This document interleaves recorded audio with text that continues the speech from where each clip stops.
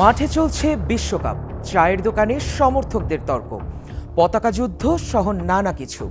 কিন্তু খেয়াল করেছেন কি, এই উন্মাদনার মাঝে আপনার অজান্তে ভার্চুয়াল জগতে বয়ে যাচ্ছে গুজবের ঝড়, আর আপনি টেরও পাচ্ছেন না।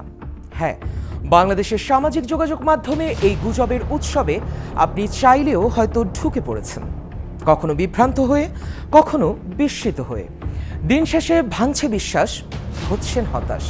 অথচ সামান্য সচেতন হলেই আপনি গুজবমুক্ত বিশ্বকাপ উপভোগ করতে পারবেন। চলুন এই পর্বে সেটাই জানার চেষ্টা করি। প্রথমেই আসে পুরনো গুজবের প্রসঙ্গে। ব্রাজিলে আজান নিষিদ্ধ কিংবা আর্জেন্টিনায় প্রকাশ্যে আল্লাহর নাম নেওয়া যাবে না, এমন দাবি অন্তত এক যুগ ধরে ঘুরে ফিরেই ছড়াচ্ছে। বিশ্বকাপ শুরুর আগেই সামাজিক মাধ্যমে ফের ভাইরাল হয় এসব পোস্ট, অথচ যাচাইয়ে দেখা যায় ব্রাজিলে প্রকাশ্যে আজান দেওয়া হয় এবং আর্জেন্টিনার ইসলামী অনুষ্ঠান টেলিভিশনেও সম্প্রচারিত হয়েছে। দ্বিতীয়ত, এবারের বিশ্বকাপে সবচেয়ে বেশি আলোচনায় কৃত্রিম বুদ্ধিমত্তা বা এআই সমর্থনের প্রকাশ হিসেবে তৈরি করা নানা ছবি বাস্তব ভেবে বিভ্রান্ত হচ্ছেন অনেকেই। এনসিপির 4 নেতাকে ইরানের জার্সি পরা অবস্থায় দেখানো ছবি, টাওয়ারে আর্জেন্টিনার পতাকা লাগানোর দৃশ্য, কিংবা কক্সবাজার রেল স্টেশনকে ইরানের পতাকার আদলে সাজানো ছবি, সবকিছুই যাচাইয়ে এআই নির্মিত বলে প্রমাণিত হয়েছে। তৃতীয়ত, বিশ্বকাপের উদ্বোধনী অনুষ্ঠান ঘিরেও ছড়ানো হয়েছে একাধিক অপতথ্য।